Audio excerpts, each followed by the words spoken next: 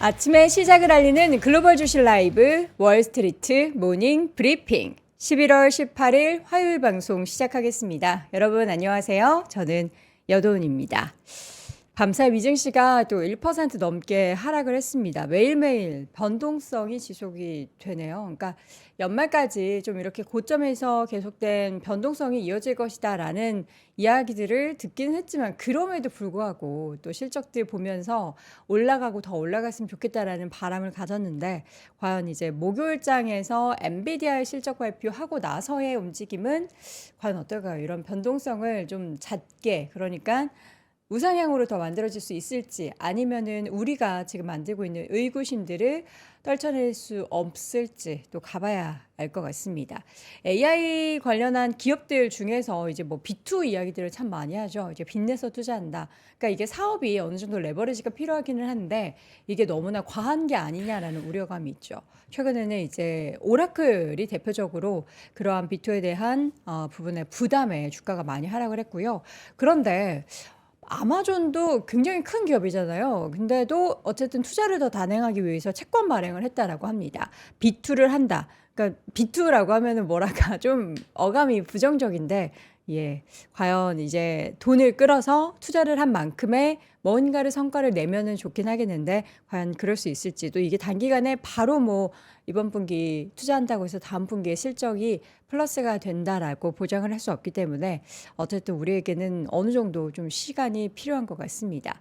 자, 어제 밤 사이에는 구글의 주가가 꽤 올랐습니다. 물론 장중 고점 대비해서는 좀 밀려서 아쉽지만 결국에는 계속해서 뭐 버핏을 비롯한 지금 13F 공개가 다 마감이 됐는데 이제 큰 손들이 투자를 하고 있다라는 것이 시장에서는 가장 큰 구글의 주가를 상승하게 만드는 동력이 됐습니다. 테슬라도 꽤 올랐고요.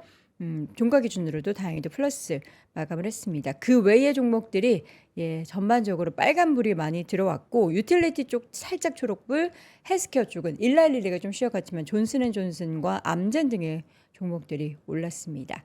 밤사이에는 또 무슨 일이 있었길래 이렇게 하락은 한 걸까요? 잠시 후에 글로벌 시황맨 박명성님과 함께 월가 뉴스레터 열어보도록 하겠고요. 이어지는 글로벌 인터뷰 하나증권 리서치센터 기업 분석실에 김록호 수석 연구위원 모시고 IT 이야기, 반도체 이야기, AI, 버블 정말 논란으로 보시는지 지난번에 SK하이닉스 실적 발표 전날에 또 나와서 앞자리를 바꾸겠습니다라고 했는데 이번에는 엔비디아 실적 발표 전전날이거든요. 어떤 뷰를 또 가지고 계신지 여쭤보도록 하겠습니다. 자, 먼저 글로벌 시황맨 박명성님 함께합니다. 어서 오세요. 네, 안녕하세요. 네, 또 하락했어요. 하루는 상승, 하루는 하락. 언제 이러한 고점에서 변동성 이렇게 웃음이 뭔가 다 했다라고 포기한 표정이죠? 아니 뭐 시장이 뭐 숨을 안 쉬더라고요. 심폐소생술 좀 해주지 그랬어요.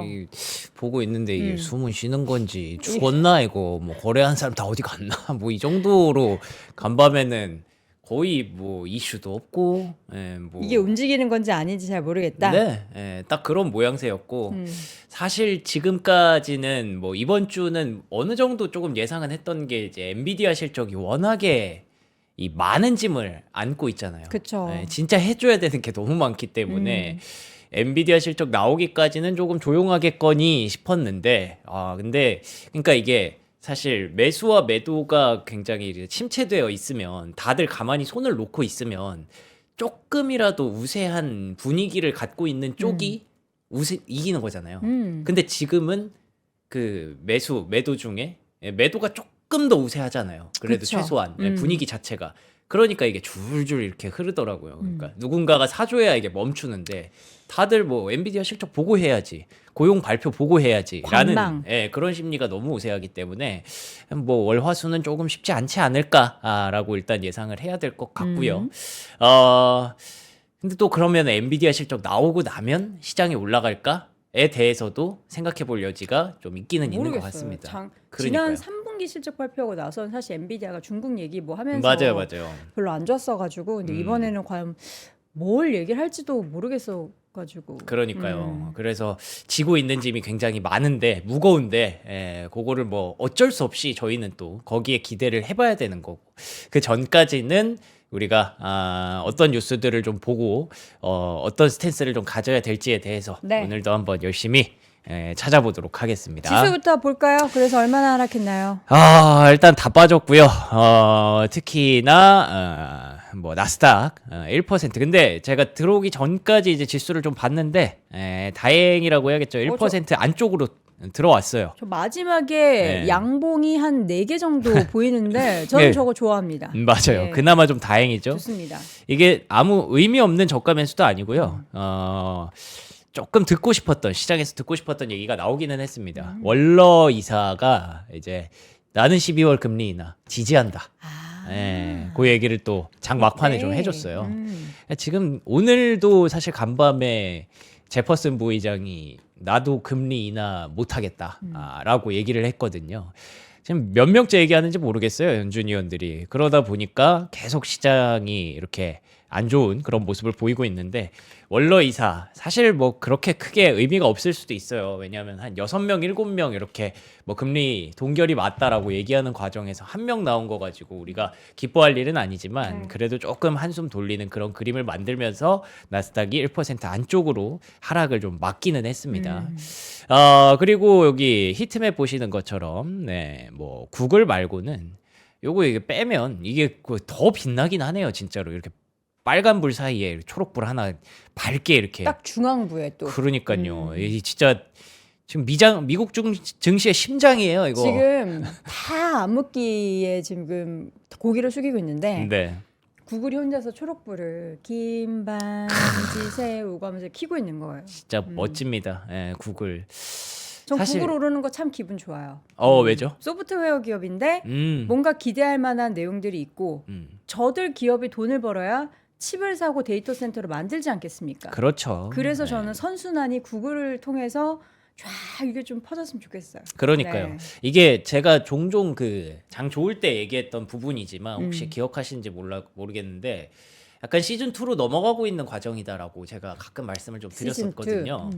그러니까 시즌 1이 이제 반도체, 데이터 센터, GPU 칩 이런 것들에 완전히 주목을 했고 거기에서 이제 데이터 센터를 짓는데 들어가는 뭐 전력이라든지 그다음에 부품이라든지 이런 것들로 계속 확장이 됐다면 이제는 이제 구글이 중심이 되는 뭐 구글이 저는 시즌 2의 대장이라고 예상을 했었고 구글이 중심이 되는 그 시즌 2가 오고 있는 건데 거기서 이제 막상 대장 빼고 같이 갈 친구들은 막상 이렇게 아직 확산이 되지는 않는 거죠. 그쵸. 그래서 구글이 중심을 계속 잡아주고 AI 뭐 지금 시장이 좀 불안하지만 AI로 가는 방향 자체는 틀리지 않았다는 걸 구글이 계속 증명을 해주면 그러면은 저는 이렇게 넘어갈 거라고 생각을 하거든요. 근데 그 넘어가는 구간에서 오는 뭐 불가피한 변동성이 있는 것 같아서 말씀해주신 대로 어쨌든 구글이 이렇게 중심을 잘 잡아주고 있다는 건 아직 시장을 그렇게 많이 안 좋게 볼 거는 아니다라고 생각은 하기는 합니다.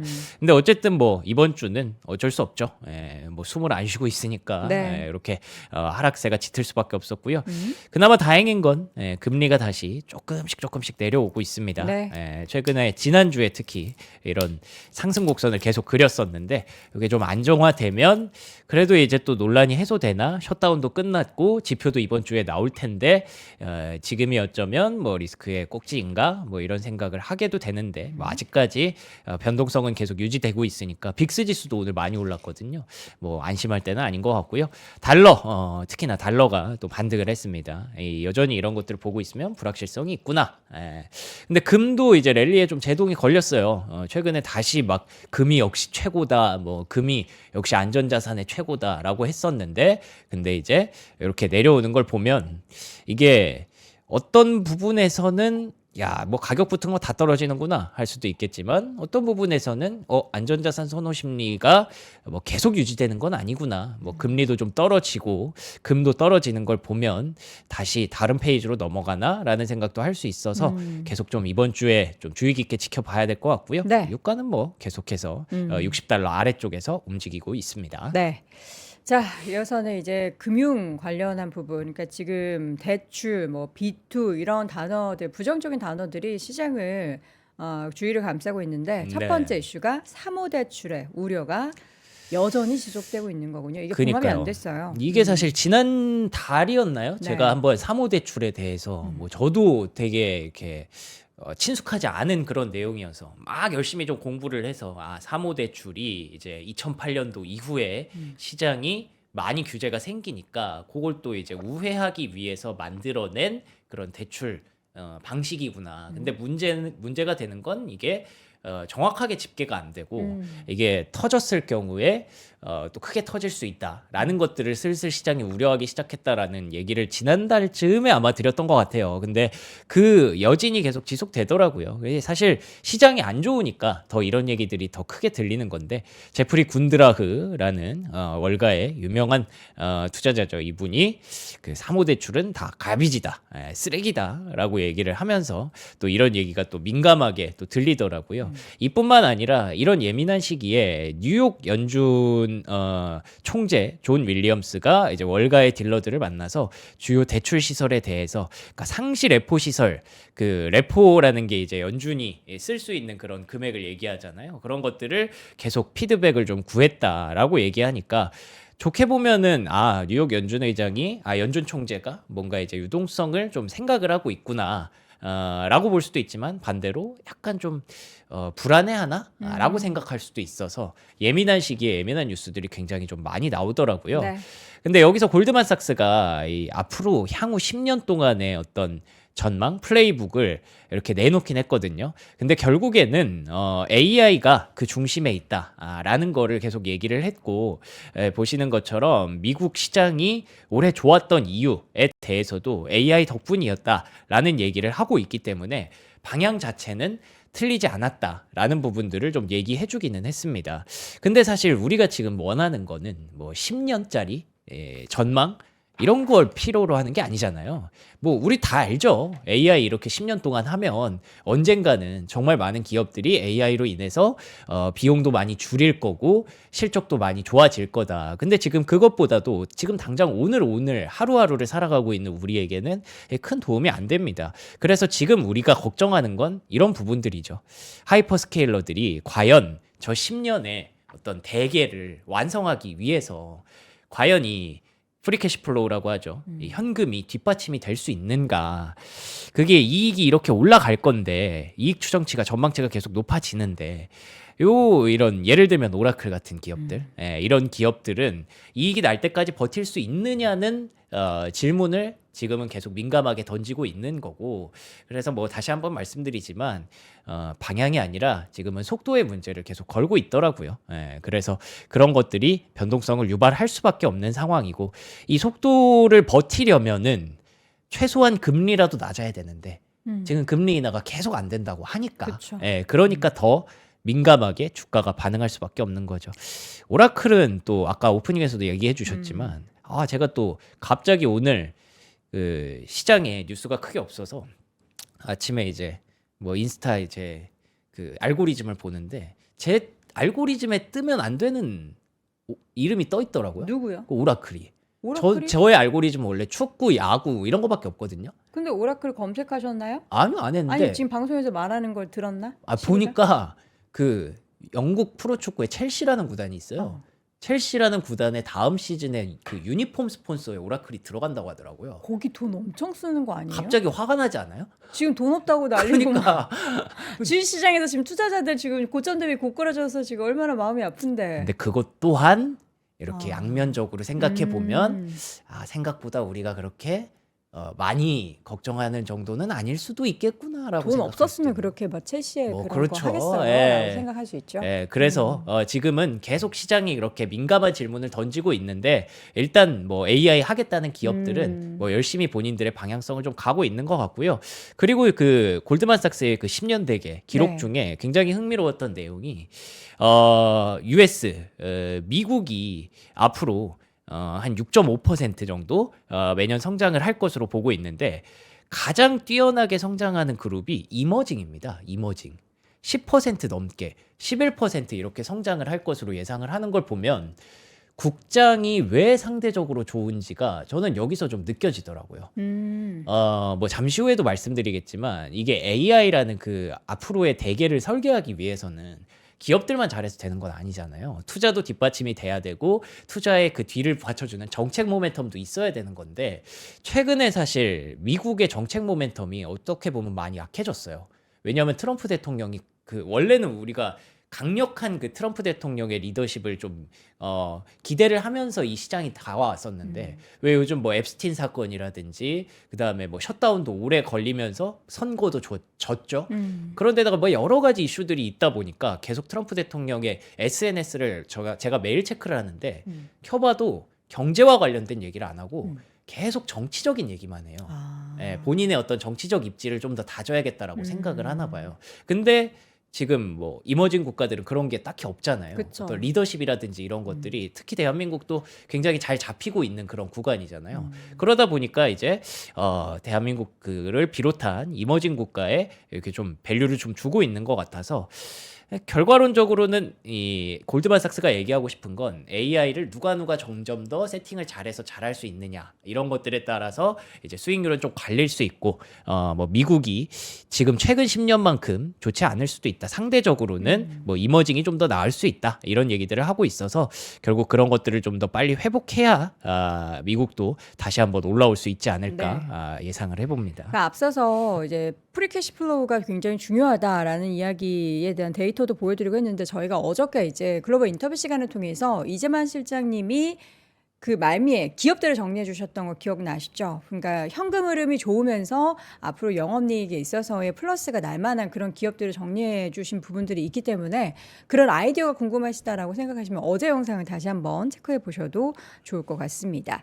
자, 이어서 엠파이어 스테이트 제조업 지수가 발표가 됐는데 예상치를 상회했어요. 그러니까요. 네. 사실 근데 이게 원래 기분 좋아야 되는 이슈인데, 근데 기분이 별로 안 좋죠. 왜요? 이렇게 되면은 경기가 너무 좋으면, 금리 안 내릴까 봐. 네 그렇게 되는 거죠. 아니죠. 이제 경기가 좋지만 더 좋아지기 위한 금리 인하. 그렇게 명분은 하고 싶은데, 만들기 나름인데. 18.7이 나왔습니다. 6.1을 예상했는데, 근데 사실 엠파이어 스테이트 제조업 지수가 뭐 그렇게 신뢰도 있는 지수는 아니에요. 보시는 것처럼 엄청 들쑥날쑥하잖아요.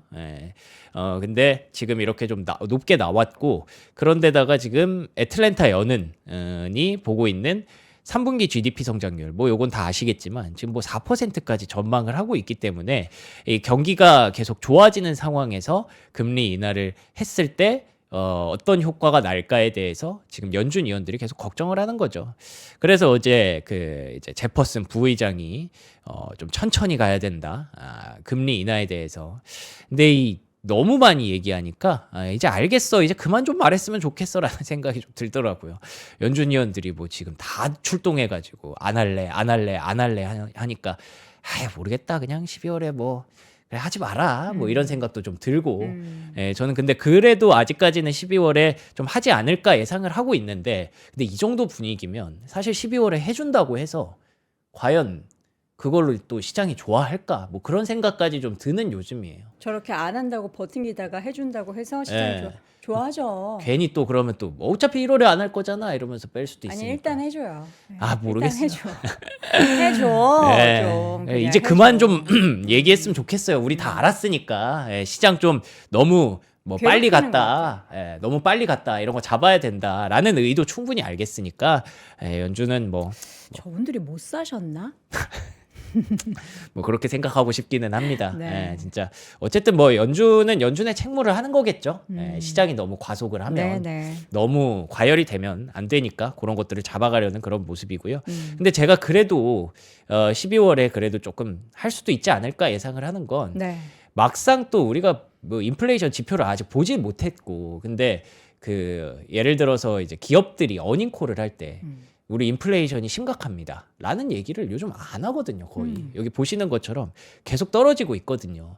근데 모르겠어요. 연준 위원들은 정확히 어떤 지표를 보고 지금 인플레이션이 심각해서 못한다라고 하는 건지, 각자 뭐 개별적으로 지역 연은에서 올려주는 자료들이 다 너무 다르니까, 예를 들면 아까 그 필라델피아 자료처럼 이게 너무 들쑥날쑥한 자료들을 보고 있으니까 이게 그래서 결국에는 연준이 통일이 안 되는 거고, 인플레이션이 결국에는 지표가 나와줘야 되는데 그 지표가 뭐 12월 10일까지 나오지 않으면 그러면 또 이들은 결국 결정을 못하는 것도 한 우리는 뭐 이해를 해야 되는 것도 있는 것 같습니다. 근데 이럴 때 우리가 항상 기대했던 게 트럼프 푸시잖아요. 트럼프 대통령이 뭔가 좀 얘기를 해주거나 그다음 베센트 재무장관이 얘기를 해주거나 였는데 그게 여기 보시는 것처럼 지금 트럼프 대통령이 뭐 골치 아픈 일들이 좀 많습니다. 개인적으로. 뭐라고 저렇게 길게 쓰신 거예요? 이 앱스틴 사건과 관련해서 요거는 근데 좀 강경하게 얘기를 한 게 아니 나 다 공개해도 된다. 열어. 뭐 나는 상관없어. 나는 결백해라는 그런 내용이기는 하거든요. 이게 어떻게 뭐 해석을 하실지는 모르겠습니다만 각자가 어쨌든 뭐 이런 것들로 조금 국면 전환을 하려는 것 같은데 이런 거에 계속 신경을 쓰고 있으면 뭐 시장을 잘 이렇게 붐업해주기 좀 어려우니까 이런 상황들이 계속 반복되고 있고요. 그래서 우리는 결국 기대해야 되는 건 파월 푸시죠. 파월 의장이 뭔가 발언을 해주거나 이런 분열되고 있는 연준을 규합해주는 그런 모습이 필요한데 지금은 보면 결국에는 금리 동결 가능성 쪽으로 60%까지 높아졌습니다. 이게 제가 아무리 뭐 아니 인플레이션도 뭐 낮은데 이거 금리 인하 해도 될 것 같은데라고 아무리 제가 혼자 생각을 해봤자 이 뭐 투자자들이 지금 60%가 금리 동결로 가버렸고 연준 위원들이 계속 저렇게 못한다고 하니까 그러면 뭐 제 기대를 꺾어야 되는 것밖에 없는 거죠. 시장에 대해서는. 과연 금리 인하가 중요하긴 한데 지금 시장을 금리 인하 때문에 발목이 잡혀서 지금 계속 고점에서 왔다 갔다 하는 거잖아요. 그렇죠. 그렇다고 금리 인하가 모든 것을 다 해결해 주지는 않는 건데 우리가 너무 또 금리 인하의 늪에 빠져 있는 게 아닌가라는 그런 생각이 듭니다. 다른 네. 호재를 찾으려면 또 찾을 수 있는데 이게 워낙에 시장의 심리 자체가 그렇게 좋지 않아서 이게 맞아요. 오히려 더 이걸 우리가 붙잡고 있는 것 같아요. 네. 자, 이 가운데 모건 스탠리가 내년에 있어서 시장 전망을 더 올렸습니다. 네. 근데 어쨌든 사실 투자를 뭐 오늘 내일 할 건 아니잖아요. 뭐 오늘 내일 하시는 분들도 왕왕 계시지만 우리는 이제 미장을 그렇게 하신다고요? 있어요. 국장은 저는 그렇게 하는 거 충분히 공감하는데. 국장 했던 그 느낌으로 미장을 하셔서 그래서 우리나라 보면은 서학개미 분들이 막 이렇게 레버리지, 예. 세 배짜리, 뭐 단타 이런 종목들을 꽤 많이 상위에. 안 그래도 어제 뭐 기록들을 보니까 11월에 이렇게 시장 빠지는 동안 서학개미들은 미국 엄청 갔어요. 뭐 특히 메타 같은 거 있잖아요. 저가 매수. 메타 2배짜리 막 이런 거 엄청 샀다고 하더라고요. 왜? 근데 그럼 지금 2배씩 계속 터지고 있는 거거든요. 그러니까 이게 사실 그래서 너무 좀 저는 단기적인 관점을 안 봤으면 좋겠어요. 그러니까 한국 하던 그 습관으로 미국 하시면은 진짜 안 되는데. 근데 그게 최근에 또 기사로 나왔던 게 파이낸셜 타임스에서 나왔거든요. 미장이 국장화되고 있다고. 이게 코리아 투자자들 때문인가? 막 이러면서. 근데 우리가 또 뭐 비중이 얼마나 되겠어요. 근데 모르겠어요. 그게 약간 그렇게 문화가 또 갔다고 파이낸셜 타임스에서 얘기를 하더라고요. 세상을 이끌고 있군요. 예. 진짜. 우리는 미국 금융시장도 이끌고 있는 대한민국 국민들입니다. 그러니까 제가 이 얘기를 하는 거는 뭐 계속 앞에서도 말씀드렸지만 저는 아직까지 AI가 틀렸다고 생각하지 않거든요. 그렇기 때문에 곧 언젠가는 다 해결되는 문제라고 개인적으로 생각을 하고 있기 때문에 지금 상황에서 너무 레버리지를 과도하게 써서 지금이 막 쏟아 부을 때야 하고 가다가는 단기적으로는 계속 이렇게 터질 수 있으니까 반대로 이러면 장기로 싸우는 사람들한테 질 수밖에 없어요. 그렇게 되면은 장기적으로 지금까지의 역사가 말해주고 있기 때문에 그렇기 때문에 그런 것들을 계속 봐야 된다는 말씀을 드리는 거고요. 그리고 그 모건 스탠리에서 전망치를 상향했다는 것도 S&P 500을 좀 크게 높였거든요. 7,800까지. 이러면은 이제 뭐 물론 내년까지의 목표치기는 합니다만 7,800까지 올린 배경을 한번 보면 이 실적 성장에 따른 새로운 강세장 그리고 이익 사이클의 한가운데 위치해 있기 때문에 올해 EPS 12% 증가했는데 내년에는 17% 올라갈 거고 내후년에는 12% 올라갈 거라는 겁니다. 그러면은 이제 레버리지도 회복될 거고 기업들의 가격 결정력도 강화되고 AI 효율성도 개선되고 감세 혜택, 금리 안정 이런 것들이 다 결국에는 내년까지는 좋아질 거다라고 모건 스탠리에서 보고 있기 때문에 중소형주 비중도 확대하고 임의소비재 헬스케어 비중도 늘려야 된다라고 하는데 사실 우리가 중요한 거는 올해라서 지금 뭐 당장 이 얘기가 들리지는 않죠. 근데 어쨌든 7,800까지 대폭으로 상향했다는 거 이런 것들은 한 번씩 보시면서 가시면 좋을 것 같습니다. 네.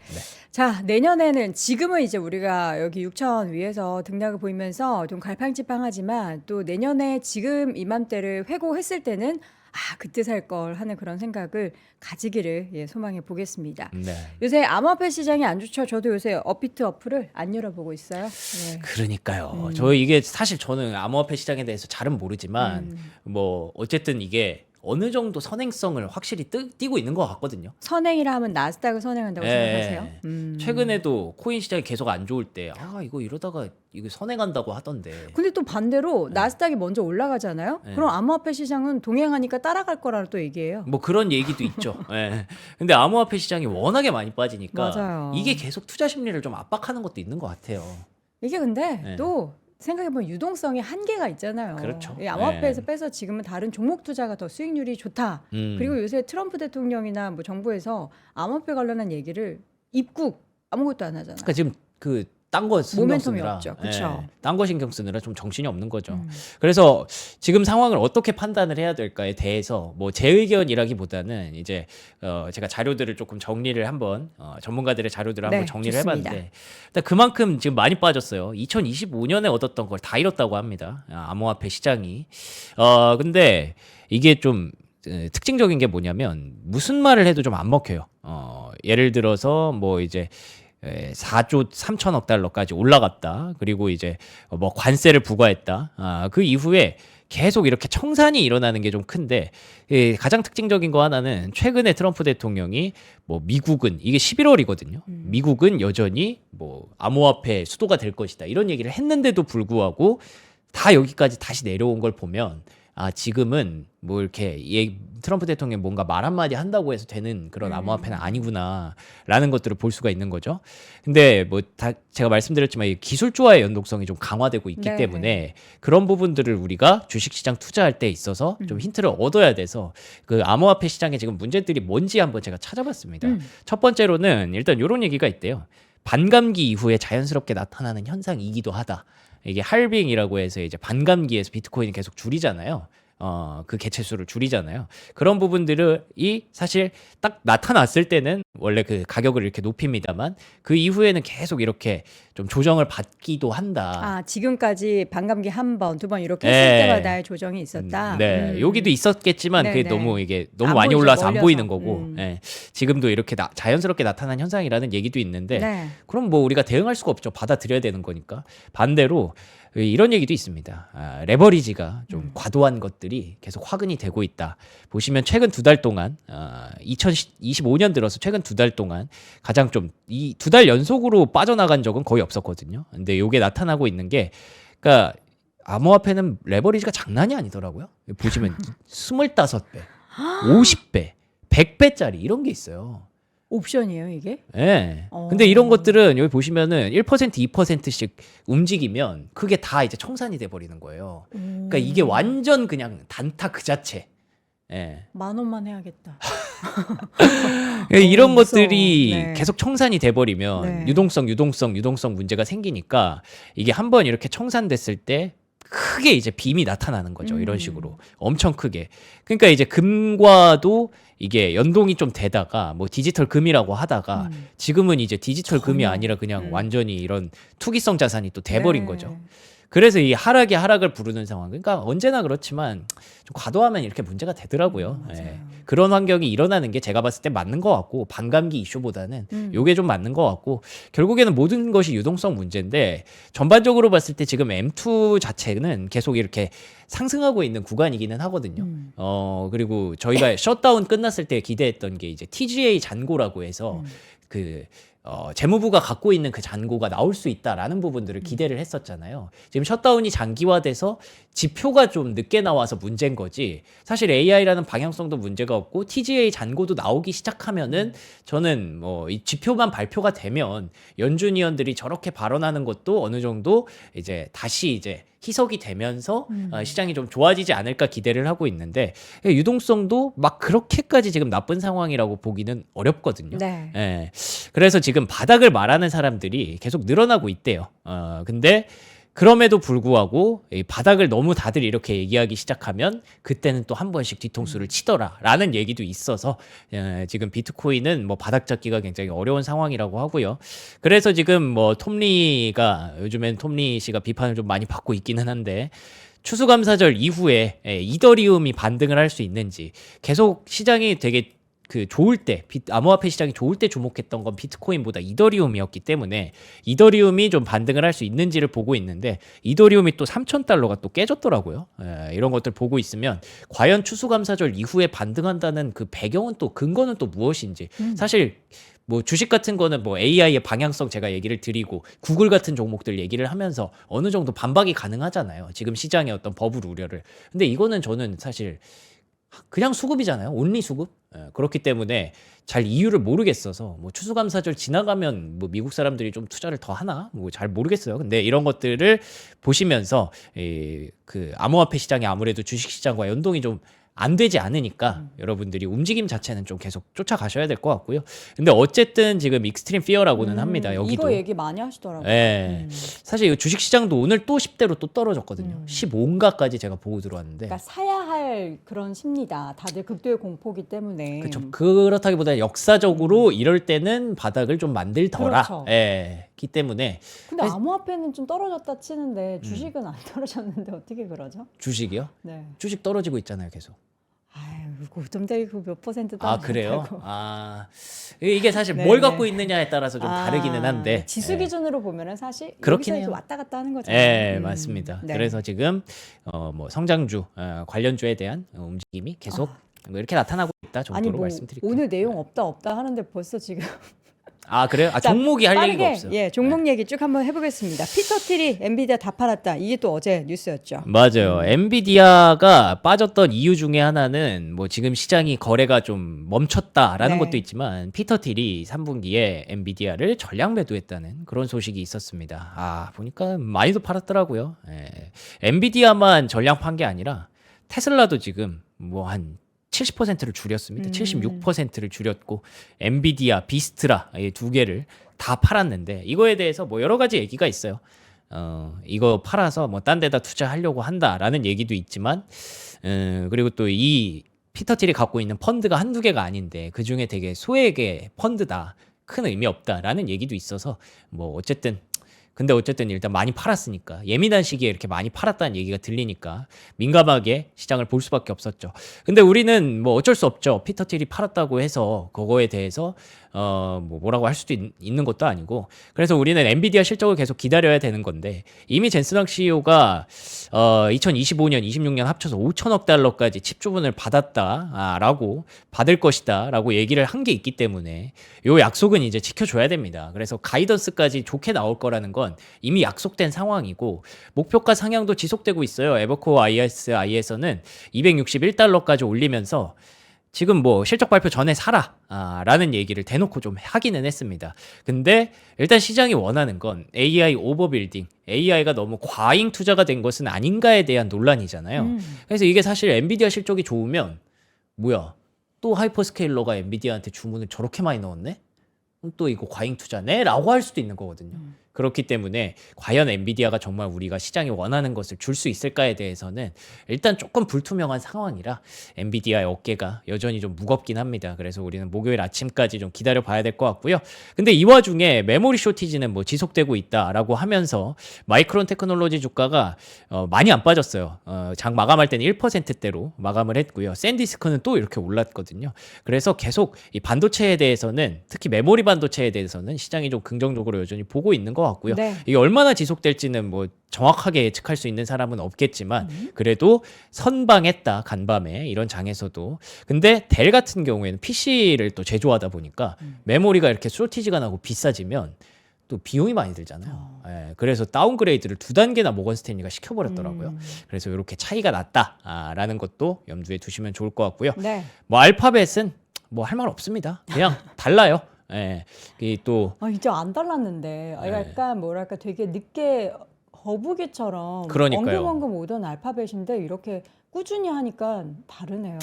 제가 어제 이수페타시스 보면서도 좀 느꼈거든요. 이수페타. 이수페타시스가 그 TPU 덕분에 프리미엄을 유지하는 네, 거잖아요. 네. 그 TPU가 알파벳한테 주문을 받는 거잖아요. 그러니까 이수페타시스가 원래 엔비디아 수혜주라고만 다들 생각하셨는데 TPU 때문에 구글 알파벳 수혜주가 됐거든요. 그러니까 알파벳이 버티니까 이스페타시스도 완전 대장이 돼버리는 그럼 거예요. 오늘 이스페타시스 또 날아가요? 어제도 날아갔는데. 아, 그건 저는 몰라요. 어제 이미 시간의 주가 이거 반영된 네. 게 이스페타시스한테 반영된 거죠. 그렇죠. 그러니까 버크셔 해서웨이가 샀다는 거. 네. 그래서 이 다르다는 걸 말씀드리고 싶었고, 그 이스페타시스를 보면서 이 TPU 밸류체인은 우리가 좀 알아놓으면 좋겠다 싶어서 TPU 밸류체인 관련해서 뭐 브로드컴도 오늘 선방했거든요. 네. 요거 화면 한 번만 띄워주시면요. 브로드컴, 뭐 TSMC, 뭐 이런 종목들 TPU를 같이 만들고 있는 구글 밸류체인을 이제 다들 이렇게 보고 있다는 것도 참고하시면 좋을 것 같습니다. 자, 그리고 테슬라 선전했습니다. 로보택시에 대한 기대감, 이 스티펠이 목표가를 508달러까지 높였는데 되게 재밌는 게 그걸 다 이렇게 세부 사항을 이렇게 적어줬더라고요. 134달러는 앞으로 이 코어 비즈니스에서 오는 거고, 그 자율주행 밸류는 186달러, 뭐 로보택시 밸류는 몇 달러, 막 이런 식으로 다 이렇게 적어줬어요. 옵티머스 밸류까지. 네. 그래서 508달러다라고 얘기를 했고, 그래서 테슬라는 나름 선전하는 그런 모습을 차트상으로도 보여줬습니다. 그리고 또 흥미로웠던 게 리튬이 내년에 수요가 30% 증가할 거다라고 네. 하면서 앨범을 그리고 리튬 아메리카스 이런 종목들이 선방을 했거든요. 이런 것들 보면 오늘 2차 전지 좀 해볼만 할까? 그런 생각도 좀 할 수가 있는 것 같죠. 네. 자, 그리고 마지막으로는 퀀텀 컴퓨팅 신규 광자 시스템을 공개했다고 하는데 사실 저도 잘 모르겠어요. 양자 친구 광자. 그래서 이게 좀 확산이 돼서 양자를 다 깨웠나? 그게 아니거든요. 얘만 올랐거든요. 그렇기 때문에 지금은 뭐 그냥 호재도 뭐 크게 반영되지는 않고 있다. 한참 올라야겠네요. 네, 차트 그럼요. 보니까. 자, 내일도 그래서 이 엔비디아 실적까지 가는 길이 험난합니다. 네. 내일도 뭐 딱히 막 시장에 큰 마중물이 될 것 같은 상황은 아니라서 그냥 이번 주 초반에는 그냥 그런가 보다 하고 조금 이악 물고 기다려야 될 것 같습니다. 자, 이 악물고 기다려야 하는데 김명성님 함께했습니다. 고맙습니다. 고맙습니다. 하버드 대학교의 수업 현장이 위스덤 칼리지에서 재현됩니다. In fact, let's give a microphone back here. Both of you stand up, because we want to discuss this. So, can you stand up also? All right. See if you can persuade. 소름 돋는 통찰, 끝없는 기립박수, 이 놀라운 순간을 만들어가는 건 바로 위스덤 칼리지와 당신입니다. 가끔가다 한 번씩 진행되는 특강이냐고요? 아니요. 2026년도부터 각 분야 최고의 전문가 17명의 꿈같은 강의가 계속 이어집니다. 당신의 삶을 바꿀 기회, 지금 최저 등록금 기간 위스덤 칼리지 2026 학년도에 입학 등록하세요.